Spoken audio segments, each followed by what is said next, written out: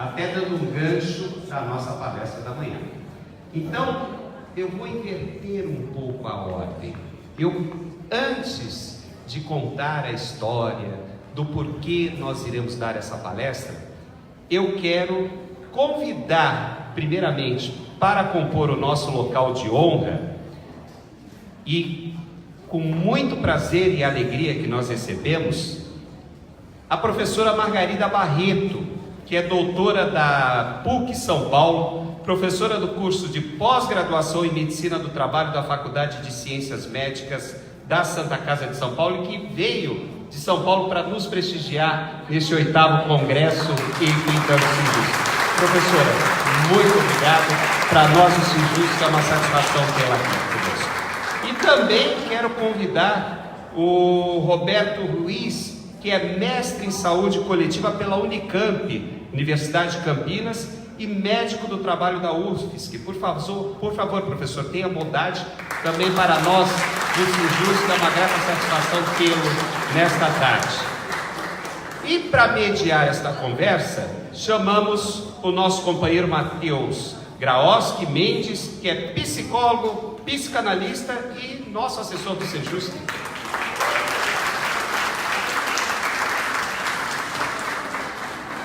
Senhoras e senhores, a saúde dos trabalhadores é um assunto muito sério, mas é deixado de lado pelo Tribunal de Justiça. Só para vocês terem uma ideia, em 2019, dentro de um orçamento bilionário, apenas 4 milhões são destinados à diretoria da saúde. Praticamente nada preventivo é feito. Ao contrário, o tribunal coloca a responsabilidade pela doença do próprio adoecido. Neste sentido, o Sinjus, que tem promovido a campanha Violência Moral no Trabalho, lançar luz, organizar e combater, para fomentar a discussão e criar ações práticas e locais para frear esta violência. Para fortalecer esta campanha, o Sinjus que nos convida a mais este momento de reflexão e troca de ideias com debate. Saúde do trabalhador, defender a saúde e o direito ao trabalho digno. 24 de fevereiro de 2001, 2h30 da manhã, tiros, confusão, 40, 50 pessoas dormindo embaixo do viaduto da Brécia, ali na Radial Leste. De repente, uma fratura de tíbia e fíbula, estilhaços para todo lado, pessoas correndo, policiais fardados atirando, hospital, haste de metal na perna, após cirurgia, largado numa rodovia, porque excluído e invisível pela sociedade, mais um morador de rua que, se morresse, não daria conta. No entanto, correndo de São Paulo, vim para Santa Catarina. Em Santa Catarina, em Blumenau, fiz um concurso, fui o 3º colocado. Durante um ano, fui educador social, onde colocamos 68 pessoas trabalhando no mercado formal. Hoje, estou educador social, me graduando em tecnologia e educação social. As coisas mudam quando você muda. Tudo muda quando você acredita em você. E eu acreditei em mim, como acredito que todos unidos podemos fazer algo melhor por nós. Muito obrigado. Boa tarde, participando da população de rua. E hoje eu vim falar da saúde. Eu também fui despesado em 2007, até hoje esperando fazer uma ressonância para fazer uma operação do meu joelho. E mesmo assim é a discriminação da gente, porque a gente é morador da população de rua, a gente é muito discriminado, não só nós, mas sim o povo em geral, o povo em geral. Nós não somos, não aqueles funcionários que estão dentro do hospital, do UPA lá, mas sim o próprio pessoal que manda, né? Desculpa, não sei falar muito bem, mas eu estou tentando me expressar e dizer que eu sinto sobre a população, sobre a saúde nossa. A nossa saúde está muito péssima, está cada vez pior e cada vez vai ficar mais pior ainda. Muito obrigado. Boa tarde.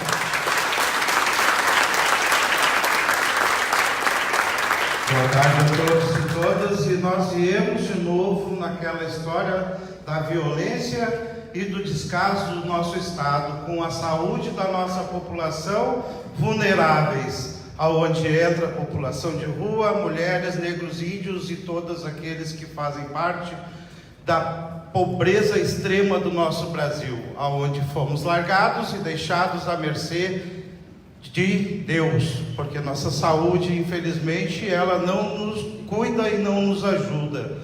Nós temos o Carnaval. Vamos começar pelos grandes eventos que é promovidos dentro das nossas capitais, onde são pontos turísticos, que em tudo que é lugar que você olha tem um banheiro químico.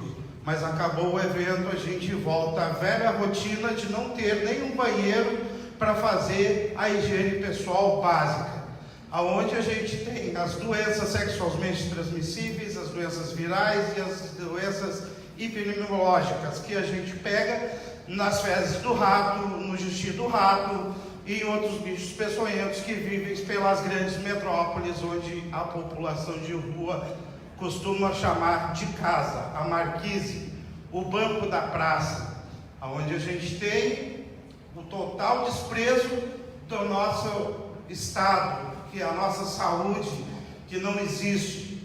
Então hoje a gente foi convidado para estar aqui hoje falando um pouco o que é a saúde da população de rua.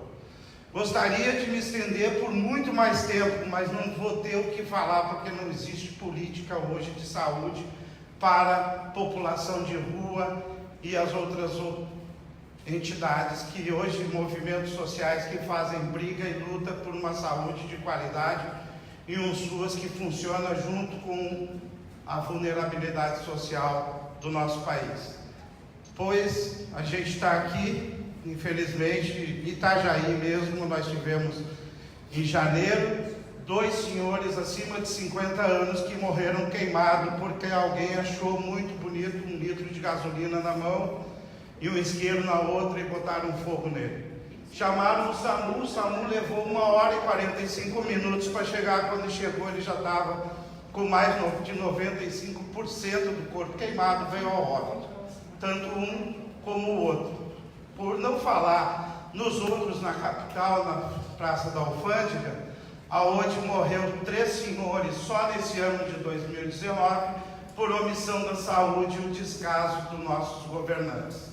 Então, para nós que vivemos na rua, eu vivi 10 anos, quando a gente vive em situação de rua, a gente passa a estar no patamar da marginalidade, são considerados marginais na sociedade, é a população de rua. A gente, como movimento, a gente se organizou e foi atrás das nossas políticas públicas e lutemos. Temos os parceiros que viemos firmando nessa longa estrada que é a luta, é a vida, é os sentimentos que a gente tem de percas por companheiros, de senhores e senhoras acima de 50 anos que perdem o seu benefício porque é incapaz de lidar com o seu dinheiro. O velho que está dentro de casa, não serve para mais nada, pegam o seu dinheiro e inserem a rua. A rua é o único lugar que acolhe, sem fazer pergunta, distinção de cor, raça ou religião. Quando a gente mora na rua, quando a gente vive na rua, não por ter para onde ir, mas por opção, a gente não tem mais nada.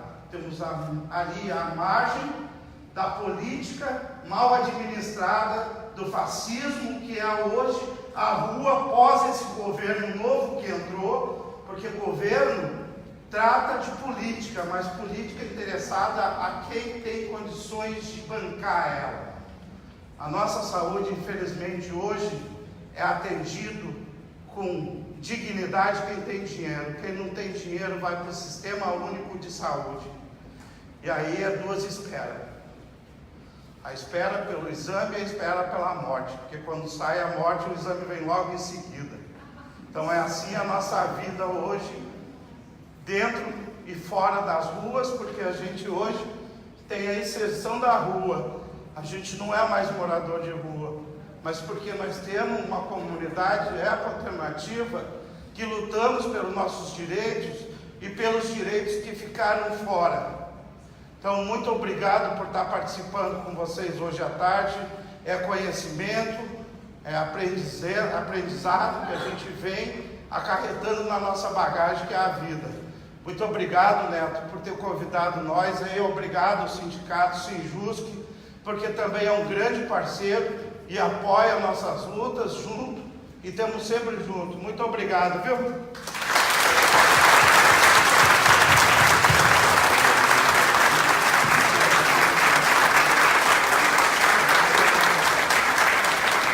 Depois não esqueçam de dar uma passadinha ali na nossa banquinha, que são produtos que a gente faz lá na Casa dos Amigos, que também é do lixo. A gente faz a reciclagem e faz nosso artesanato junto com uma ecologia garantida. Obrigado.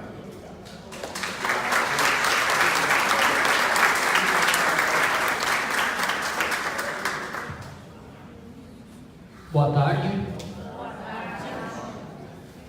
Foi bom o debate pela manhã? Foi bom, né? Então agora à tarde nós vamos dar seguimento a esse tema, que é a saúde do trabalhador. Não vou me alongar aqui, os debatedores já foram apresentados. Vou passar a palavra aqui para o doutor Roberto Ruiz e para a doutora Margarida Barreto, e logo após a gente fazer o nosso debate. Doutor Roberto. Boa tarde. É sempre uma grande oportunidade estar junto aqui. Algumas vezes o pessoal já me convidou para a gente conversar, e eu tenho uma experiência e um carinho especial por esse sindicato. E desde 2004 que a gente, quando o professor Valpina Ribeiro veio para cá e fez um trabalho, uma pesquisa de saúde, que começou com os servidores do judiciário.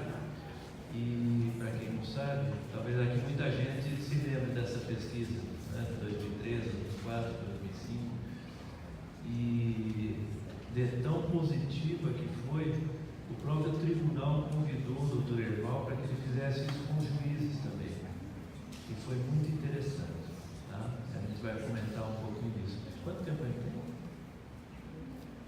Opa! Esse latifúndio todo? 20 minutos? Então, não tá bom. E, enfim, eu vou ser breve. Sabe que ontem, você viu, Margarida, como eles são modernos? Olha que mesa moderna. Esse sindicato aqui, eu vou te falar, hein? É vanguarda, coisa bacana. A gente não está atrás de uma mesa. E eu estava ontem à noite vendo pela internet aqui as transmissões, né? Porque a modernidade vai além de organizar assim, transmite. E eu estava com a minha mulher, minha esposa, e ela falou assim: ah, você vai falar aí, pô, só não vai com aquela meia azulona ridícula, tu então.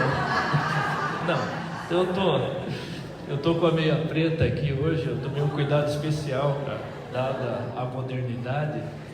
E eu queria, assim, pensar, eu cheguei no final do debate da manhã.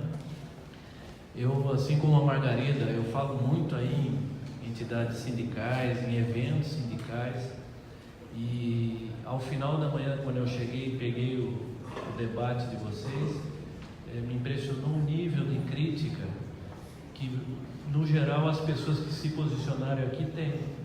É um nível bastante interessante, bastante elevado, e talvez o que a gente precise hoje avançar um pouco mais aqui, que eu acho que vocês já avançaram nos debates, é que é importante a cor da meia, né? A aparência, porque ninguém vai querer vir igual um, né? É importante a aparência. Mas a gente só se liberta quando a gente entende da essência, do que está lá no fundo. Então, quando a gente vai falar de saúde do trabalhador, pensando nisso, que a gente tem que entender um pouco mais da essência aí, e olhar lá no fundo o que tem, e seja a saúde do trabalhador em geral, seja assédio moral. A gente, por exemplo, vai enxergar, seja na população de rua aqui, como o companheiro falou, a gente aí vai enxergar que o problema, um dos grandes problemas é a violência, não é? Assédio moral no trabalho, e aí tá, vocês sabem que vocês estão diante da maior autoridade brasileira de assédio moral, né? E uma das 5 maiores do mundo, inclusive. E aí me corrija, hein, professora, se eu estiver falando errado, assédio moral no trabalho não é nada mais que uma máscara diferente que a violência põe, né? Ela podia, por exemplo, se manifestar com arminhas, isso é uma forma de, ou até metralhando se pudesse, né? Porque se pudesse metralhava, né? Todo mundo sabe disso, né? Então ali é uma forma muito clara de violência. E esta forma, quando ela vem do trabalho, e aí com o objetivo muito claro, que é de tirar o outro dali, limpar a área, ela aí vem com essa forma de, que a gente chama então de assédio moral no trabalho, e que a doutora Margarida vai discorrer mais aí, vai conversar sobre isso um pouco, vai passar melhor por esse tema. O que eu quero refletir com vocês aqui, de maneira bem rápida, para a gente privilegiar o debate, né? Que eu acho que é aí que Paulo Freire, o nosso... Ele é da Justiça também ou é mestre de cerimônias profissional? Não é servidor? Não é. Então o nosso profissional, mestre de cerimônias, até lembrou Paulo Freire, né? E Paulo Freire dizia o seguinte, dentre tantas coisas, que ninguém educa ninguém, a gente é que se educa, né?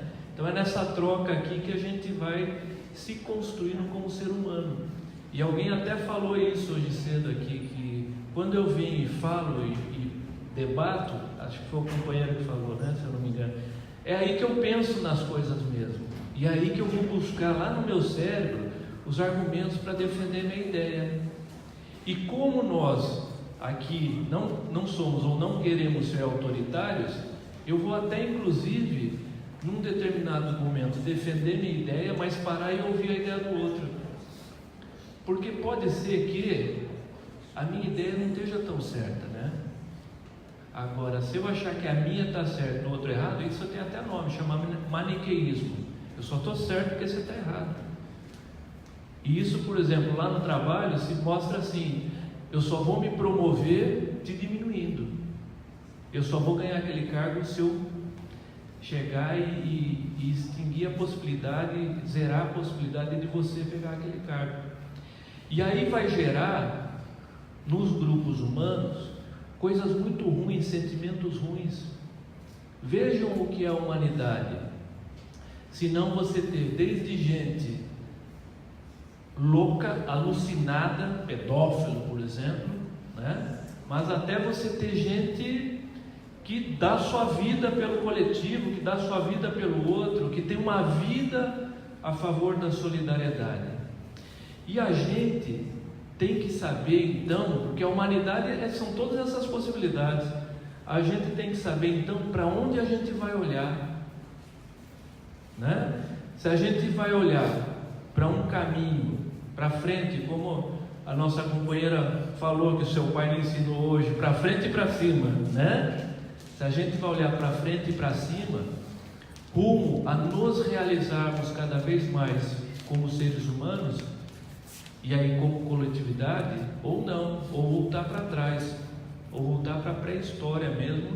E aí dizia um grande filósofo que é a barbárie, né? E vejam que tempos difíceis nós estamos vivendo aqui. É um companheiro ali que falou, o companheiro falou que é gay, e cadê ele? Estava lá no fundo, ele falou que é cis e gay. Depois, porque eu sou mais antigo, aí eu já não sei essas diferenças aí do cis e trans e não sei o que, né? Mas eu quero dizer o seguinte, preciso aprender isso, preciso me atualizar. E eu quero dizer o seguinte para vocês: eu sou médico do trabalho lá na Universidade Federal, e atendi numa revisão de aposentadoria por invalidez, atendi um ex-cozinheiro do refeitório, 53 anos, gay, ele conversando comigo e tal, e isso é questão de 2 meses. E ele falou o seguinte: doutor, eu sou de uma geração, né, de gays que sobreviveu à AIDS. Sim. Né, porque, e eu lembro, eu estava me formando, lembra, Margarida, 82, 83, aí quando ela começa a entrar com força no Brasil, 85, eu fui lá no Emílio Ribas uma vez, aliás, a AIDS era que nem um câncer, a gente não podia falar, era feio falar. Você imagina quem tivesse AIDS, né? E esse cozinheiro me dizendo: eu sou de uma geração que superou a praga gay, porque naquele momento se chamava praga gay, porque eles morriam, porque ninguém sabia o que estava acontecendo, né? E aí ela vinha e se desenvolvia na sua plenitude total ali da imunodepressão, e uma parte grande morria de um tipo específico de câncer chamado sarcoma de Kaposi. E aí a isso logo chamaram de praga gay.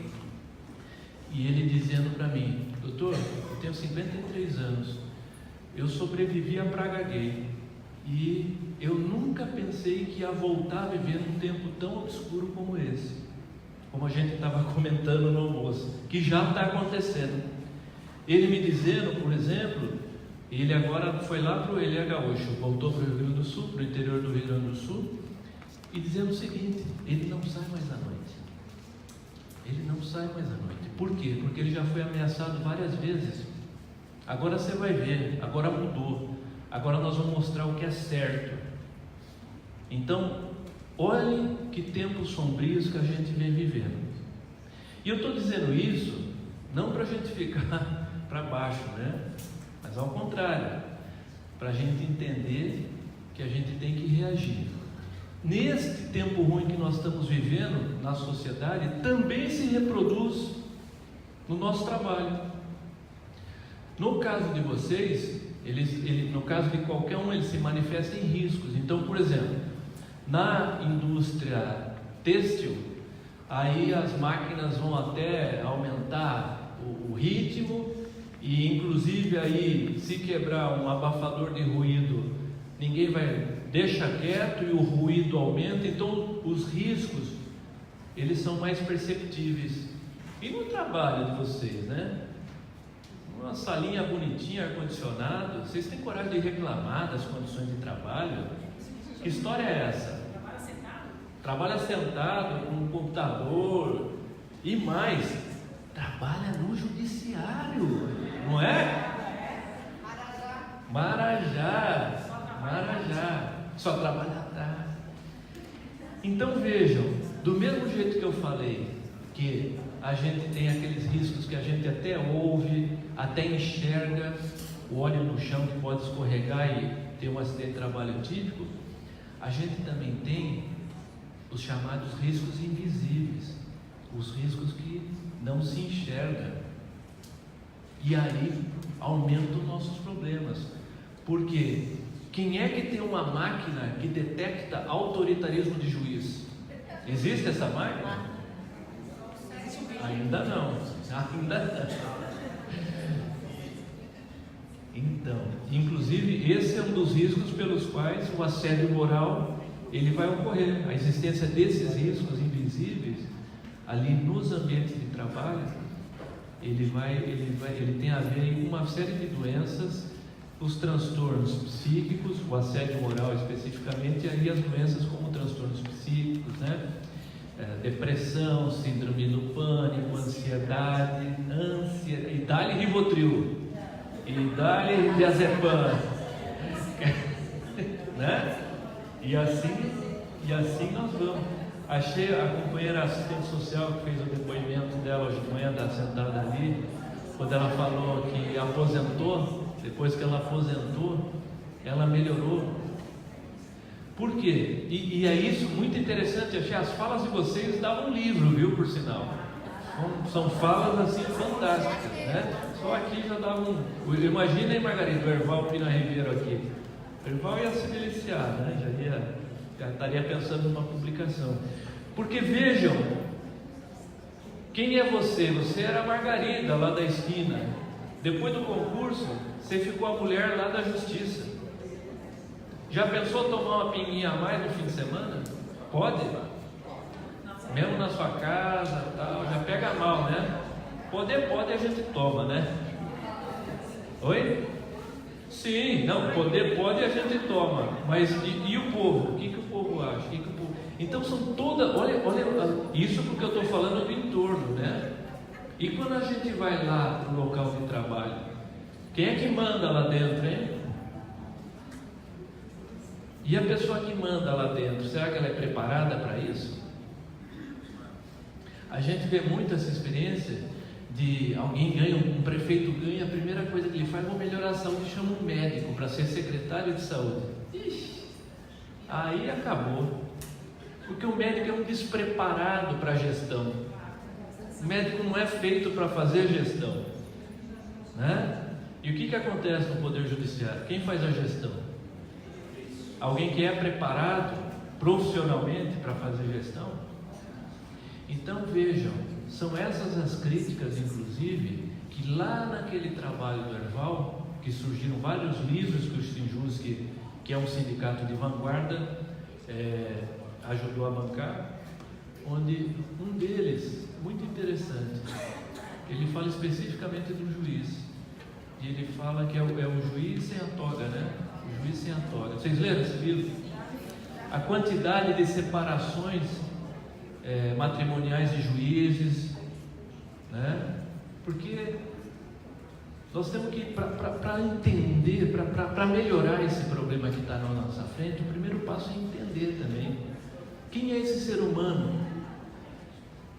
Sabe a diferença entre médico e juiz? Aquela diferencinha básica, que médico acha que é Deus e juiz tem certeza, né? Essa é a diferença entre médico e juiz, né? Então, quem é esse ser humano que, depois de um concurso público, um concurseiro, foi alçado ao céu, né? E quase que, e se for juiz criminal, então é a vida e a morte das pessoas mesmo, né? Quer dizer, será que é preparado para isso? Então vamos entender essa perspectiva. E olha que interessante o que o Erval Pina Ribeiro descobriu ali em 2005. Taxas de alcoolismo altas, inclusive entre juízes. Você sabe qual o maior medo do juiz manifesto naquela pesquisa? Sabe qual é o maior medo? É de fazer injustiça, é de não ser justo, é de julgar errado.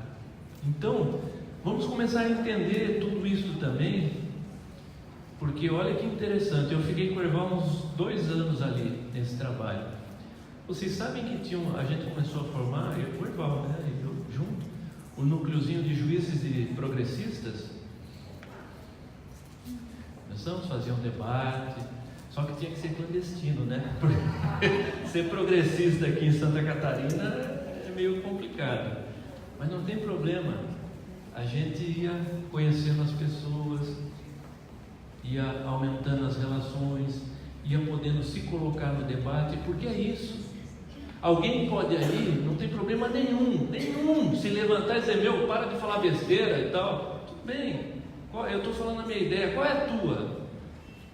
Que é o que eu te disse, o que eu falei, nós não podemos ser maniqueístas, que aí ao contrário, se alguém se levantar, diz, cala a boca que você não entende nada e eu estou com o microfone aqui. Ao contrário desta posição maniqueísta, a gente tem que tentar ser dialético, que é isso, eu tenho uma tese, você tem uma antitese, e nem a minha nem a sua, é da superação desse debate é que surge a coisa boa, é assim que a gente avança. E é possível ter um diálogo entre as duas partes, como lembrou, o que no assédio moral é uma característica, né, Margarida? Quando ele está instalado, o que é? É impossível, quando existe o assédio moral mesmo, é impossível as duas partes dialogarem. Por isso, inclusive, é fundamental o que? A mediação, o terceiro, o interveniente que entra nisso. Porque especificamente no assédio moral, não é possível ter diálogo. Olha, já vão percebendo as diferenças das coisas, tá? Então, já deu o que aí? Então tá. Então, eu queria levantar a bola para esta reflexão.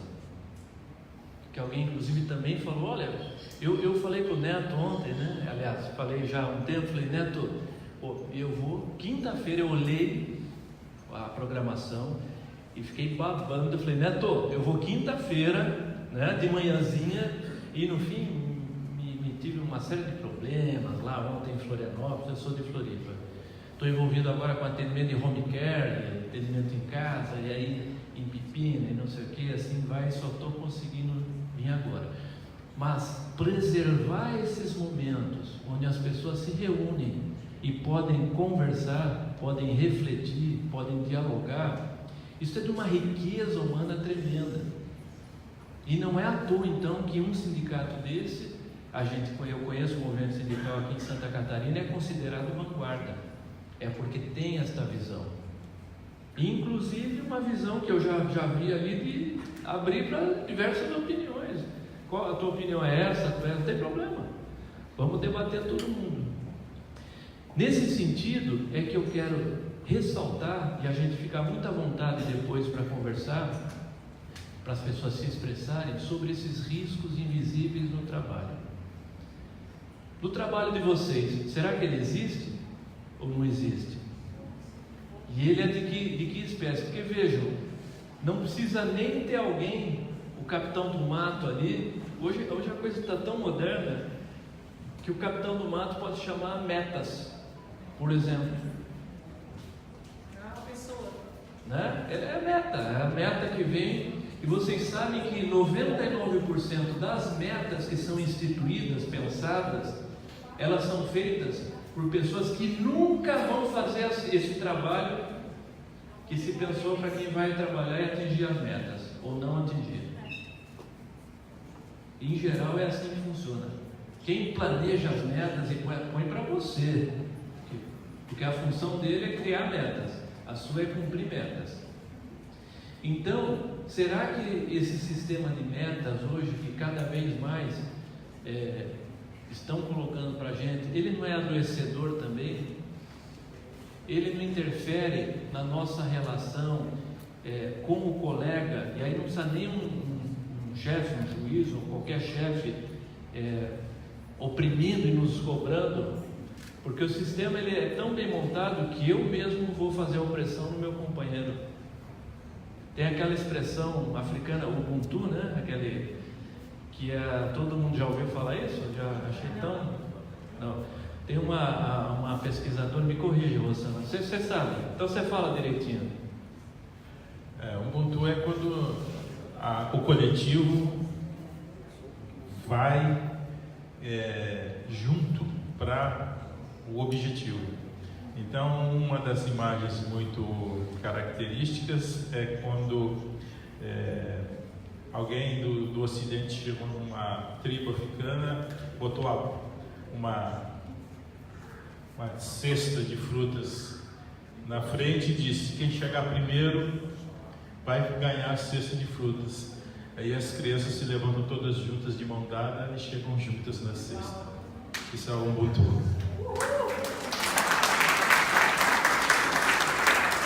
Então, é isso, nós temos que saber para onde a gente vai olhar.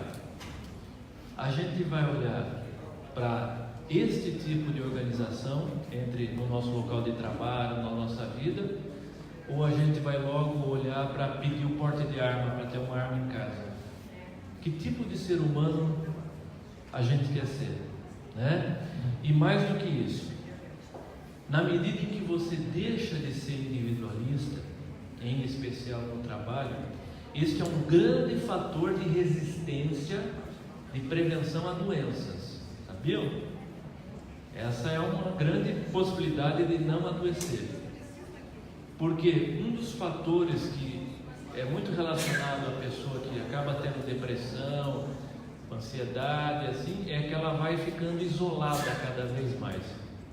É que aquele sistema onde ela está inserida consegue ir isolando ela, como uma pessoa chata, uma pessoa esquisita, e vai isolando. Na medida em que a gente, enquanto ser humano, consegue ter essas relações, a gente consegue se fortalecer, né? Eu sou médico, aí você como é que previne aí o estresse, né? Toma uma vitamina, pode tomar, vitamina B é bom, viu? Mas quer uma prevenção? Solidariedade. Solidariedade é uma grande prevenção a transtorno psíquico, né? O não isolamento social, não achar que sozinho você como o Ubuntu, né? E aí diz que alguém falou: mas se você chegasse primeiro você comia tudo, né? E ela falou: não, mas aí a gente chegando juntos todo mundo come. E essa é a questão. Aliás, tem até um outro ditado que diz: sozinho você vai mais rápido, mas junto você vai muito mais longe, né? Então, esse é um aspecto, gente, que eu quero dizer para vocês, como médico, além de vir aqui e dizer, ó, o clonazepam aqui, que é o Rivotril, toma uma baguinha à noite que não tem problema. E não tem não, tomar uma baguinha de vez em quando não tem problema não também, né? Não é disso que eu estou falando. Mas o que eu estou dizendo é que de verdade, coisas que fazem diferença são essas que a gente pode, no nosso ambiente de trabalho, ter uma atitude diferente. A atitude diferente, quando eu digo isso, eu não estou dizendo a minha atitude pessoal, entendeu? Eu estou dizendo essa atitude coletiva, de fazer a diferença, tá? Bom, para encerrar então, e nós, depois a doutora Margarida vai falar e nós vamos para o debate, eu comecei falando da violência e quero terminar falando da violência, né? Esta é a reflexão que a gente tem que ter. Outro dia no trânsito, vocês sabem que Florianópolis foi considerado o pior trânsito de capital do Brasil, né? E aí eu e um outro cara, não sei o quê, e disse o cara, eu dei uma cortadinha, o cara, eu falei, que foi? E meu filho do lado do seu pai. É como se aí porque a gente se envolve, a gente tem que entender que a gente se envolve nesse clima. E a grande questão é a gente perceber que a gente não pode se envolver nisso. Essa é a questão para a gente superar a violência, inclusive. É uma das questões, tá? Bom, a gente vai conversar mais no debate aqui, né? Mas é sempre uma honra poder falar para um público tão bacana e seleto como vocês. Obrigado, hein?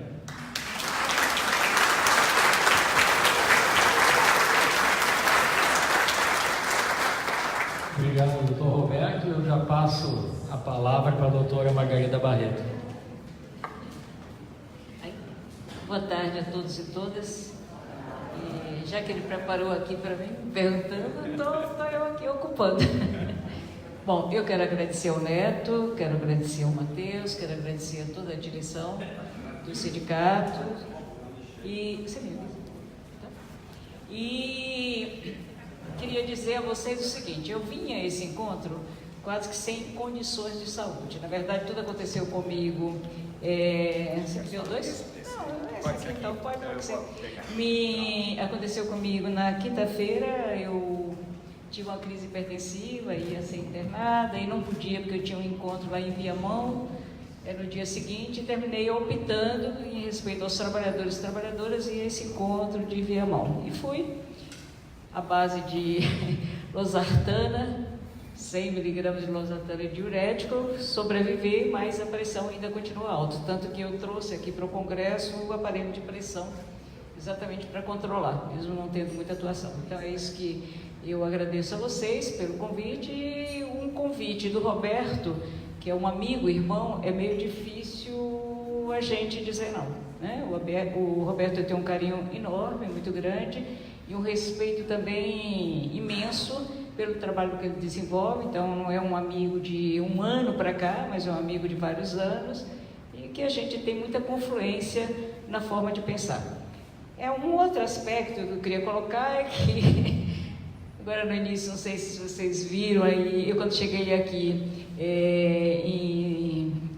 no aeroporto, na verdade, né, que houve todo um atraso lá em São Paulo, eu percebi que eu terminei, ou esqueci ou perdi no aeroporto lá um slidezinho que eu tinha preparado para vocês, né, sobre a questão da violência no trabalho. Mas eu fiquei feliz ao mesmo tempo, porque a primeira fala, quando eu cheguei aqui, não era a primeira que estava falando, mas já não escutei a ele, mas a fala, acho que era do psicólogo, né? E ele falava muito bem, por sinal, da questão do assédio moral no trabalho, né? Então seria assim, ele falou com tanta competência. Quem era ele? É você? Ai, gente, desculpe. Pois é, mas eu pensei que você era, olha aí que loucura, do sindicato. Bem, mas enfim. Então, como essas coisas às vezes acontecem, fundamentalmente quando eu me sinto meio, eu faço algumas, a idade já faz isso pra gente, me precavejo de algumas formas, até porque se a cabeça falhar, né, tem sempre como dar resposta a vocês. Então eu fiz algumas anotações aqui sobre a questão da violência no trabalho e que vamos tentar aí dialogar em cima disso aí. Eu começaria com uma pergunta: o que nos mostra o mundo do trabalho contemporâneo, atual, o que é que ele nos mostra? Vocês hoje aqui falaram muita coisa e outras que eu não escutei, mas falaram também, quer dizer, o pessoal da rua que veio aqui e falou alguma coisa, também está falando do trabalho. Né? Não pensemos nós que esses homens que hoje, ou aqui, ou em São Paulo, que é uma cena que já é costumeira para mim, às 7 horas da manhã, passar na Avenida Paulista e ter montezinhos de pessoas. Né? Isso é uma coisa muito angustiante, que significa homens que perderam o emprego, que não tem mais chance de retornar à produção, quer seja porque não existe emprego, né? Quer seja porque eles já estão acima de 40 anos, né? Ou seja, a chance fica totalmente fora de possibilidade. E algo que acontece muito incrível, eu creio que em todo o estado brasileiro, é que quando um homem perde o emprego e se persiste nessa perda do emprego, ele termina envergonhado, deixando a casa, se separa da família. Isso é algo que realmente ao mesmo tempo que me parte o coração, me revolta terrivelmente. Né? Agora, recentemente, em março, saiu um relatório da Oxfam, não sei se vocês conhecem, é uma ONG internacional que aqui no Brasil sempre ela faz relatório relacionado às questões de desigualdade no Brasil, né? E é assustador, né? Só reafirma o que a gente vem percebendo, que as desigualdades no nosso país têm aumentado a cada dia mais. Nós ocupamos hoje um lugar privilegiado nas desigualdades sociais, estamos abaixo dos 10 países que têm desigualdade gritante, né? Fora a questão daí da África. Bem, o Roberto também falou aí rapidamente dos novos riscos que apareceram e estão no campo da invisibilidade. Esse talvez seja o grande desafio para nós da área de saúde do trabalhador, quando falamos do trabalho, falamos do adoecer. Eu não sei se vocês sabem, hoje a doença que mais temos no Brasil são os transtornos mentais. Não é porque sejamos fracos, é porque sejamos incapazes de suportar a dor ou forte, mas exatamente o contrário. Porque o mundo do trabalho, ele não só nos ameaça, né, constantemente do desemprego, mas ele é tão pesado, ele é tão forte, do ponto de vista das exigências, que muitos de nós, ou seja, sendo mais exato, 70% da população brasileira sofre de transtornos mentais relacionados ao trabalho. Não é à toa que quando vocês olham por aí, aliás, aqui foi outra cena que eu vi, pelo menos eu contei 4 farmácias, é o que mais prospera nesse país. Farmácia, farmácia, farmácia, ao lado de igrejas evangélicas. Vocês me desculpem dizer isso, mas as duas entidades prosperam intensamente, né? Para compreender esses riscos, será necessário falar um pouquinho desse trabalho na contemporaneidade e até nos perguntando o que mudou ou o que está mudando, né, nesse mundo do trabalho. Talvez não tenhamos tempo para isso. Eu acho que até o assédio moral vai ficar a reboque, né, porque não teremos tempo para isso. Cada vez eu digo mais, quando a gente vai falar do assédio moral, é necessário não uma fala, não uma palestra, mas um curso sobre a questão do assédio moral.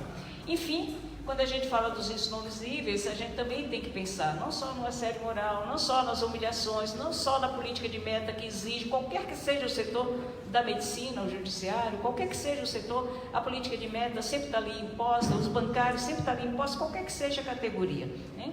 Então devemos refletir também as novas tecnologias que vêm chegando com tudo, mas que vêm com uma duplicidade. Aliás, a gente está vivendo uma época binária muito intensa, com a duplicidade que ela é necessária, né?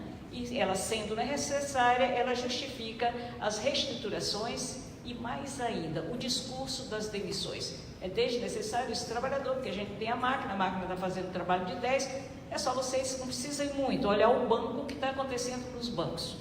Até pouco tempo atrás, a gente entrava no banco, a gente ia no caixa, olho no olho. Hoje a gente vai no caixa eletrônico e logo, logo a gente sequer terá só a parte interna do banco para nos atender, e que de fato a gente nem vai ter contato, e sim contato com a maquinário. Então a gente tem hoje, na prática, o que a gente tem é o fechamento de postos de trabalho, cada vez mais acentuado. em São Paulo é algo assustador quando você vê diariamente empresas fechando, e esse fenômeno é em todo o Brasil, né?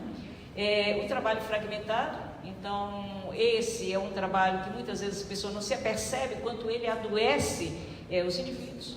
Associado a baixo salário, já que você faz só uma parte do trabalho, então não justifica ganhar tanto baixos salários, né? E a intensificação do trabalho. Hoje esse aspecto aí da intensificação do trabalho, em algumas categorias, quase todas eu diria a vocês, eu estava aqui pensando nos metalúrgicos, mas não só, em bancários também a gente encontra isso, em supermercado, a intensificação do trabalho. Tirou o que a gente chamava no passado quando eu falar aqui é 3 anos para trás, tá? Tirou do passado algo que se tinha quando a pessoa tinha necessidades e ia ao banheiro para fazer xixi, para evacuar, ela tinha esse direito garantido. Hoje o que nós temos, como nós descobrimos aqui no Brasil, supermercados inclusive colocando fraldas em homens e mulheres para não sair do seu posto de trabalho. Isso é o retirar a porosidade do trabalho, o tempo morto, como eles dizem, e produção, toda a empresa, qualquer que seja ela, pública ou privada, a meta não é simplesmente por ser meta por trabalhar mais, também nas empresas públicas, fundamentalmente a questão do lucro. Temos hoje, só para vocês terem uma ideia, né, um país de precarizados ou precariato, como chama o Antunes, e mais, a gente tem hoje uma multidão de pessoas já entrando naquilo que há 5 anos atrás eu conheci na Inglaterra e que aqui no nosso país está, que é a uberização. Já conheci professores, pesquisadores da USP, pesquisadores que largaram a sua profissão e hoje são uberizados, dirigem táxi, que dá mais liberdade, autonomia, né? E entra uma grana para ele sobreviver, né? Então hoje nós temos no nosso país 14 milhões de desempregados, 14 milhões, milhares de pessoas, em especial homens, vivendo nas ruas, como foi o exemplo aqui, né? Segundo o IBGE, ele vai dizer para a gente que temos hoje 28 milhões e 300 mil trabalhadores subutilizados, mal remunerados e que gostariam e precisam de trabalhar mais horas. Olha a situação. Mais do que 8? Oi? Sim, porque não tem, é subutilizado, então faz bicos, né? Sem falar que temos exatamente 4,8 ou 4 milhões e 800 mil pessoas que já desistiram de procurar emprego. O equivalente a 4,4% da força de trabalho. Simplificando, então, a gente poderia dizer que o desemprego e o subemprego informal, de baixa qualificação, muito mal remunerado, alcança, na verdade, 28 milhões de brasileiros e brasileiras. Esses números são importantíssimos, a gente está atento com eles para a gente dimensionar a crise que nós estamos e fomos imersos. Eu chamo a esse tipo de política de perdas de direito, de reformas previdenciárias e tantas outras retiradas de condições materiais para as pessoas trabalharem. Isso não é uma política normal.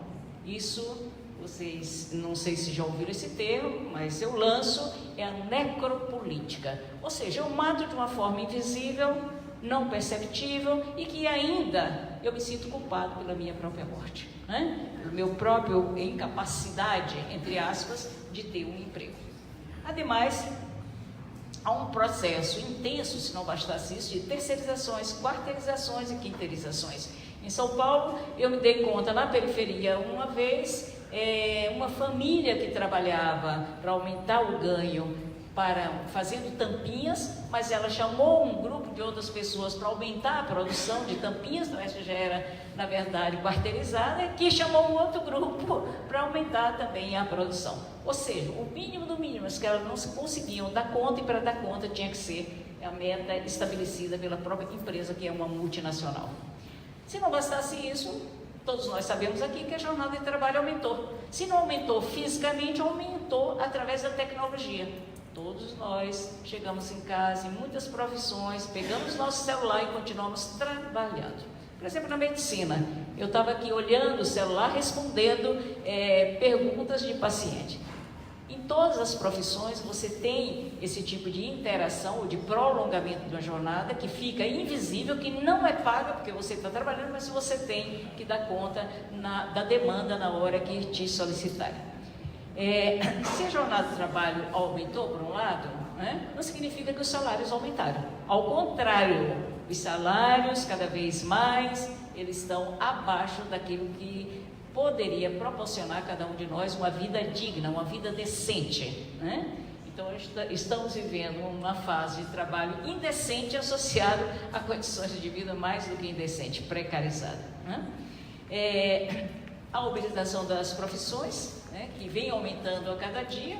Uma coisa, se vocês têm curiosidade, eu sempre brinco dizendo assim: quando vocês saírem para passear, coloque os olhos para passear e o ouvido para escutar. Então, quando a gente vai conversar com um trabalhador uberizado, táxi, por exemplo, você vai descobrir que o cara é administrador, que o cara já peguei é advogado, que o cara era professor. Enfim, a uberização está trazendo não só a uberização das profissões, mas também, né, a precarização aviltando a vida e a saúde dos trabalhadores. Bom, se não bastasse tudo isso, novas ações ganharam vigor na pele da política de max-flexibilização. Não se fala mais de flexibilização. E aí, aqui nesse sentido, vocês me desculpem, mas o capital foi de uma agilidade muito grande, e eu acho que ainda hoje é necessário discutir o que é o capital, o que é o Estado, para que serve o Estado, para que serve o capital. Né? Parece uma discussão que não é necessária, mas é necessária, a gente não vai ter tempo para isso, mas eu só queria lembrar que ele é tão sedutor que nos seduz. E se não tivermos a capacidade crítica, a gente veste esse discurso do outro e vive esse discurso do outro. É a coisa mais comum, vocês não só ouvirem essa palavra flexibilização, competitividade incentivada, gestão, as mais tipos variados. Eu sempre falo que é uma gestão pelo medo, a gestão pelo assédio moral, em que eu vendo uma ilusão para o outro e o outro compra essa ilusão. Haja visto que todo mundo deixou de ser trabalhador, operário, isso é um palavrão, e todo mundo é colaborador. E é muito interessante quando a gente pensa isso, que é colaborador da própria exploração. E sequer se dá conta. Muitas vezes, e quantas vezes já peguei trabalhadores aí por esse Brasil e dizer: eu sou colaborador. A minha empresa. Como é isso aí? Então a alienação chega a tal ponto de internalização que nós sequer nos damos conta, né? E o capitalismo foi muito ágil. Se o professor, acho que alguém aqui de manhã falou da política do corpo, né? A política do corpo continua forte, sim, continua forte, mas hoje o mais importante é a política do psíquico. Quando eu tenho desejos de enriquecer, de ter meu carro, e é natural isso, de ter uma roupa, meu sonho, de uma roupa, marca não sei o que lá. Enfim, eu quero morar, quero ter uma casinha lá não sei aonde, na praia. Enfim, quando eu compro esses sonhos que são dignos, que são reais, mas na verdade eu sei que eu jamais vou realizá-los. E por isso eu faço absolutamente tudo que me impõe, pensando que um dia eu chegarei lá, né? Mesmo que não chegue. Então, para reforçar essa lógica, uma voz ecoa por todos os corredores do Hidrônibus. Vamos enxugar a máquina, todo mundo, até os colegas do lado, realmente precisa, tem muita gente aqui trabalhando. Enxugar a máquina é preciso, né? É verdade, enxugar a máquina é preciso, né? E a indiferença vai sendo plantada em relação ao outro. Falar em solidariedade, que palavrão é esse? O discurso é: olha, você quer vencer nessa empresa? Você quer subir tanto nessa empresa? Não fica olhando para o seu colega do lado. E nisso aí o assédio moral é sensacional. O assédio moral separa as pessoas, né? O assédio moral promove quem dá metas ou ultrapassa a meta é promovido, quem não ultrapassa ou que adoece é estigmatizado, é isolado, é humilhado, é assediado, né?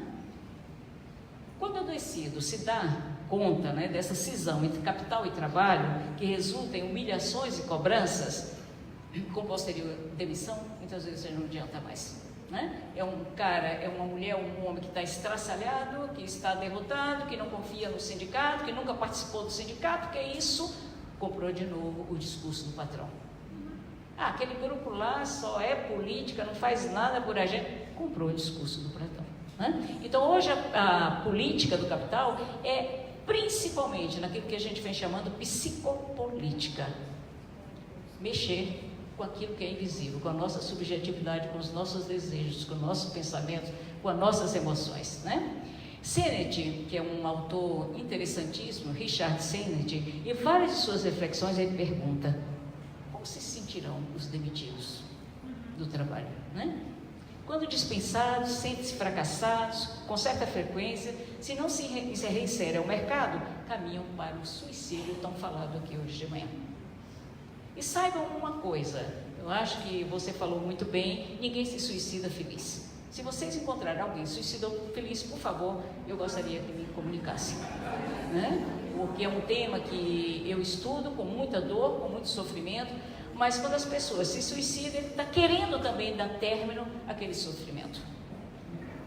Isso é o recado do suicídio, né? E muitas vezes o suicídio também, o Dejoux, que é um autor francês, vai dizer: o suicídio é resultado de um isolamento, de uma solidão que é patológica. Eu não conto mais com ninguém, eles estão cuidando deles, eu estou aqui sozinho, então para que eu sirvo, se antes eles eram meus amigos?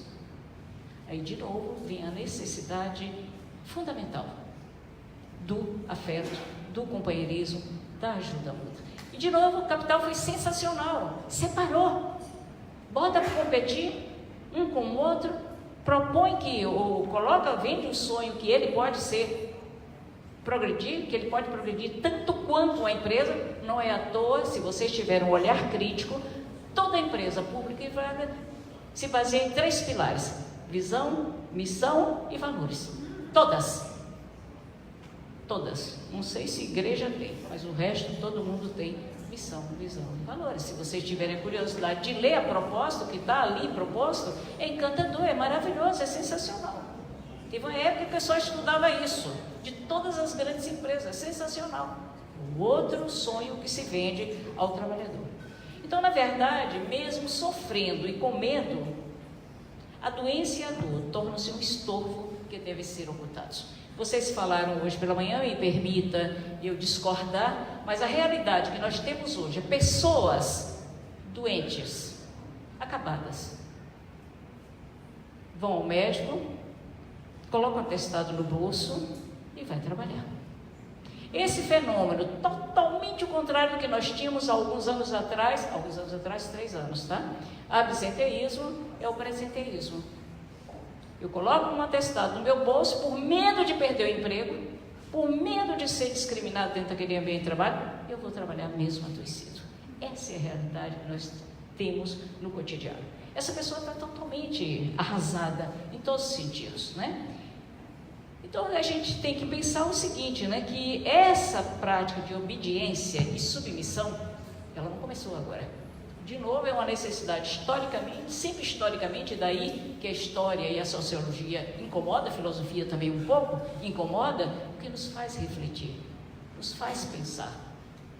A coisa não começou hoje, tem uma história que está lá atrás e por que começou, né?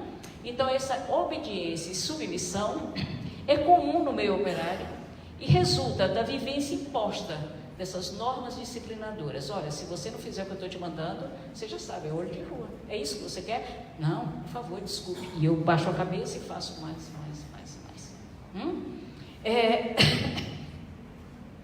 O capital, ele tem algo que é de uma voracidade, de uma ganância, de uma fome incontrolável pelo lucro. Cada vez maior, cada vez mais intenso. Então, quando um trabalhador suporta e oculta doenças e sofrimento, né, são estratégias de sobrevivência, gente. Não é que ele seja mau caráter. Ao contrário, né? Ele está suportando o que é insuportável. Né? Então, é uma estratégia de sobrevivência, de resistência à exclusão do mundo do trabalho, resultando aí, como eu falei, no presenteísmo tão comum hoje no nosso mundo do trabalho, né? Mas quando, de novo, pensamos nesses novos riscos, constatamos que eles coexistem ao lado de velhos riscos. Não pense que os velhos já acabaram. Eu digo sempre que na década de 80 nós tivemos aquela epidemia de LER, não sei se chegaram a ouvir falar, lesões por esforços repetitivos, porque as mulheres ficavam na máquina, na computação, ou mulheres e homens. Mais comum nas mulheres, que foi motivo de discriminação, inclusive de mulheres no trabalho, é porque elas são fracas, é porque os músculozinhos dela, é porque elas são excessivas. Até que, eu na época trabalhava no sindicato e tínhamos uma empresa lá na base do sindicato, que era nitroquímica, e majoritariamente homens, mas tinha um setor da produção de cosméticos que era só mulheres. Bem, quando as mulheres, todas, 90%, adoeceram de lesões por esforços repetitivos, eles disseram, com esse discurso, o médico inclusive, o colega inclusive, e eles resolveram mudar essa linha de produção e colocaram homens. E a gente ficou bastante atenta com essa linha de produção masculina. 6 meses foi o suficiente para os homens começar a apresentar dores. Ou seja, o mundo do trabalho ainda tem esse discurso: você mulher é mais frágil, você mulher é mais sensível, você mulher menstrua, você mulher tem TPM, e por isso todas as desgraças do mundo do trabalho terminam sendo imputado mais intensamente para você, né? Quantos minutos? Vixe, Maria do céu, tá vendo? Então, hoje as relações interpessoais que se estabelecem no chão da fábrica a gente fala, no chão da empresa, não podem ser geradoras de alegria. Não me venha dizer que o mundo do trabalho que exige, que te humilha, que te isola, que tira o teu trabalho, que sobrecarrega o trabalho, que faz piadinhas com você, que não tem respeito ao outro, o mínimo respeito ao outro, não pode ser um ambiente que gere felicidade, que gere alegria. Muito menos que gere respeito mútuo, e menos ainda se a gente fala, o pessoal hoje tem um discurso muito intenso na qualidade de vida. Me digam vocês, como eu posso falar em qualidade de vida dentro de um ambiente de trabalho que a qualidade é o maior desrespeito em relação ao trabalhador? Como eu posso falar em autonomia? Vocês ouviram hoje aqui um depoimento que eu fiquei emocionada. Como vocês podem falar autonomia quando vocês têm uma pressão intensa, gigantesca, humilhações, comparações dentro desse mundo do trabalho? Ela foi encontrar a autonomia dela depois que saiu da empresa. Ou seja, eu sou dona de mim, eu faço da maneira, do jeito que eu quero, no tempo que eu quero. Ninguém no mundo do trabalho tem essa possibilidade. Então, se a gente não tem autonomia, a gente termina acontecendo a criatividade ficar menor, né? O que a gente vai ter muito dentro de um ambiente desse é infelicidade e doenças. A gente poderia dizer que o mundo do trabalho hoje ele gera doenças, infelicidade, submissão, passividade, enfim, é gerador de impotência para refletir e criar. Como eu vou refletir? Não tenho nem tempo de banheiro, como é que eu vou refletir? Para refletir eu preciso de tempo. Criar como? Chega a comida que eu faço lá em casa que já me enche o saco. Enfim, quer dizer, todas essas caras, a gente tem que parar de pensar, né? Que enquanto a gente não para... E outra coisa que foi fantástica do capitalismo, significa avanço, é maravilhoso, mas o celular. Hoje é uma coisa que a gente ainda não discute aqui no Brasil, mas sim na Alemanha, que é a demência digital. O que significa isso? Crianças que já começam desde novinha, desde pequeninas, com o celular na mão e aprende de uma forma binária a raciocinar, ou seja, sem raciocínio. O raciocínio é imediato, não vai além daquela, exatamente, não vai além daquela possibilidade, né? Demência digital. Bem, tanta coisa aqui que eu queria falar para vocês, mas não vai dar. Eu só queria, dentro desse trabalho, processo de saúde e doença, dizer para vocês que os estudos que buscam relacionar o trabalho com os processos de saúde e doença possuem uma longa história também. De novo, uma longa história. Seja no campo das teorias organizacionais, seja na área de saúde, em suas distintas distinções. Quando o Roberto fala de riscos não visíveis, vocês nunca vão pensar que a forma como eu distribuí a tarefa para ele, entre ele e os dois, isso caracteriza um risco organizacional. Como eu distribuo a tarefa, como eu organizo o trabalho. Ou seja, risco não visível, riscos psicossociais, são riscos que não têm medição. E aí vem um problema seríssimo, nossos médicos, e não só médicos, vocês ainda mesmo jovens, né, e que tem o que a gente chama uma formação cartesiana. A gente só acredita naquilo que tem prova, naquilo que vê, naquele exame que mostrou. Tá bom, mas eu não tenho um sofrímetro. Eu não tenho um aparelho para medir como é que ele me tratou, como é que eu tratei ele. Isso não existe. E aí vem outra coisa. Eu não tenho tempo a perder escutando a história que ele quer me contar. Então, ele está mentindo, ele está inventando, ele é um vagabundo. Enfim, eu vou adjetivando para não reconhecer a doença, o sofrimento dessa pessoa que me procurou para contar as suas dores, né? Então, o processo de saúde e doença tem relação direta com a organização do trabalho, né? Com os riscos que estão ali, estão relacionados com a organização do trabalho. Existe um senhor lá dos anos de 1800, ele tinha um nome que se chamava Cal, né? Ele dá um exemplo muito interessante, e por aqui eu fico, porque não vai dar para a gente ir adiante, infelizmente. Ele cita um exemplo muito interessante, em 1866, que eu vou ler para vocês, retirado do livro dele, 1866. Em Bethnal Green, distrito mal afamado de Londres, todas as manhãs de segunda e terça-feira realiza-se publicamente leilão e crianças de ambos os sexos, a partir de 9 anos, se alugam diretamente às fábricas de seda de Londres. Os contratos são válidos apenas por uma semana. Os contratos são válidos apenas por uma semana. As cenas e o linguajar desse mercado são realmente revoltantes. Apesar da legislação, 2.000 garotos, pelo menos, são vendidos pelos pais na Grã-Bretanha como máquinas vivas de limpar chaminés, embora existam máquinas para substituí-los. A gente está falando isso de 1800? Não tem criança que trabalha no Brasil? Tem muitas. Tem muitas. Não é uma nem duas, centenas, milhares. Trabalho escravo, trabalho infantil. Aqui na região sul, por exemplo, as tabacarias, né, os processamento de fumo, utilizam muita criança, expostas à nicotina, ao fumo, expostas a riscos, fora os outros, né, que não tem chance de se desenvolver, digamos assim, em outro sentido.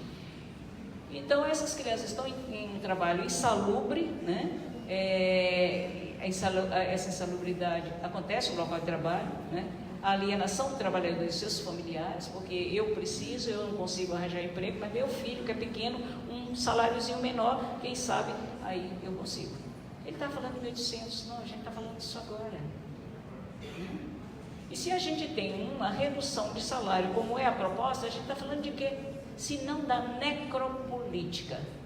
Ou seja, eu mato sem armas, não preciso armas, eu só não dou alimento, eu só não dou comida, eu só não dou emprego, e ainda o indivíduo se sente responsável pela incapacidade dele. Por que é que eu não estudei? Né? Por que é que eu não fui adiante? Mas eu também sou burro. E aí vai se adjetivando, ou seja, incorporando um discurso que não é dele, mas que ele já fez seu. Talvez, para terminar mesmo, talvez, ao contrário desse discurso, o que é necessário a gente, o que o Roberto disse, o que tantos outros dizem, a gente dar as mãos. Dar a mão no sentido simbólico, mas é olhar o outro no rosto, ouvir o outro. O que é que nós podemos fazer juntos? O que é que nós podemos dar a mão e ir em frente para transformar, não somente o mundo do trabalho, transformar a sociedade que a gente vive. Então eu fico com uma frase final do velhinho, né, do bom velhinho, em que ele vai dizer, e eu peço a vocês, né, proletários ou trabalhadores e trabalhadoras do mundo, unidos.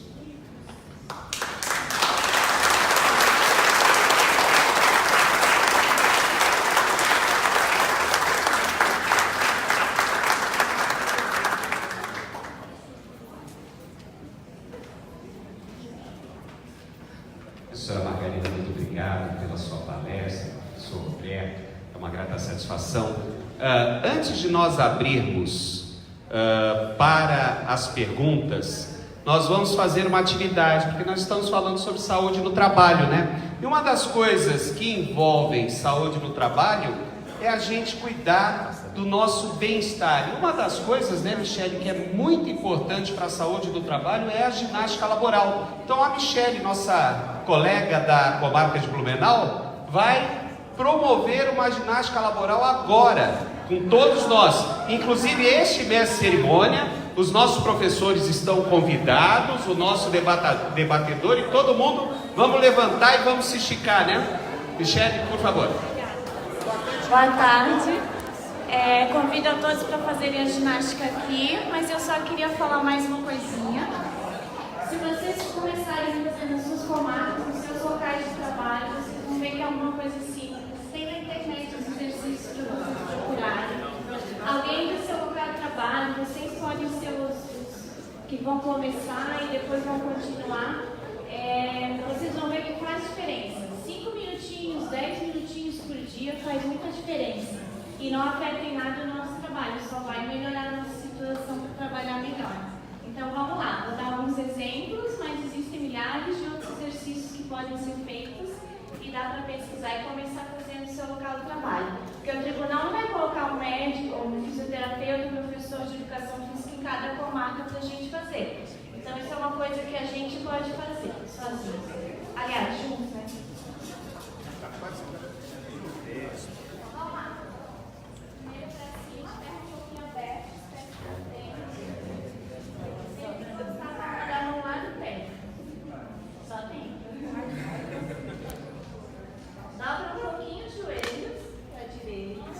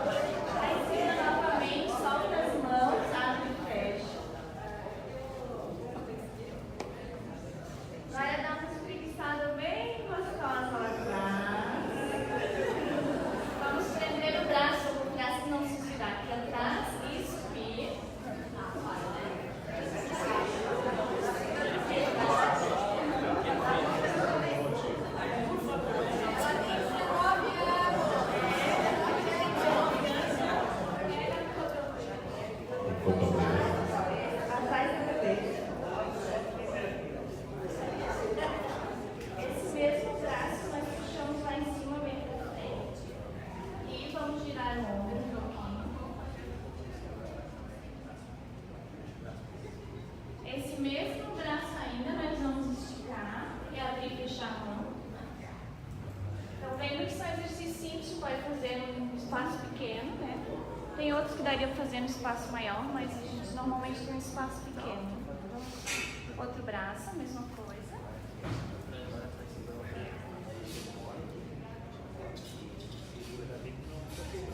Então, me esquenta para fazer. Só o pedestal agora. Consigo, vamos fazer junto. Não tem, eu tentei me escapar, não teve jeito. Vou ter que fazer ginástica laboral também. Só tem uma coisa para dizer para vocês. Qual é o próximo exercício? Esse da mão? Tá, vamos fazer o da mão. Olhando dá para enxergar, né?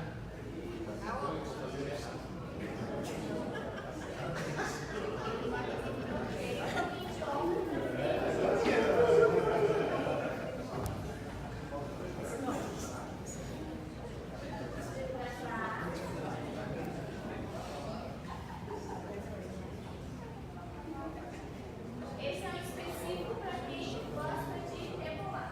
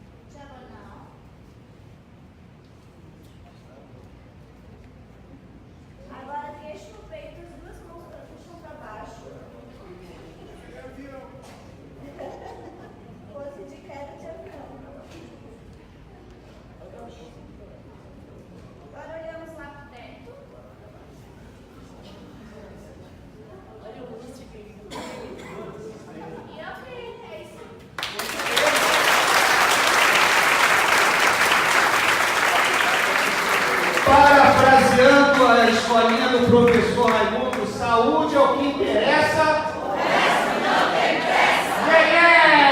Pronto. Pessoal, vamos agora abrir os debates. Deixa eu pegar aqui. Eu só quero pedir uma gentileza a todos. Por gentileza, por favor, vamos nos acalmar. Eu sei que o sangue subiu. Tem gente até que está se sentindo igual ao Cisne Magal, né? Meu sangue ferve por você. Mas pessoal, só que nós vamos abrir para os debates, só que agora eu vou pedir encarecidamente aos nossos participantes. Os nossos próximos palestrantes já têm compromissos assumidos, então, infelizmente, porque eu também gosto de estender, mas infelizmente a gente vai ter que observar o horário. Então eu vou pedir uma gentileza, perguntas objetivas e sucintas, para que a gente não prejudique a palestra dos próximos participantes. Desde antemão eu peço desculpas, mas vamos ser objetivos e sucintos para que todos possam fazer seus questionamentos, ok? Guilherme, alguma coisa já escreve? Por favor, levantem os crachás, eu já vou pegando. Você vai pegando? Pega para mim. Você já vai ser a nossa primeira.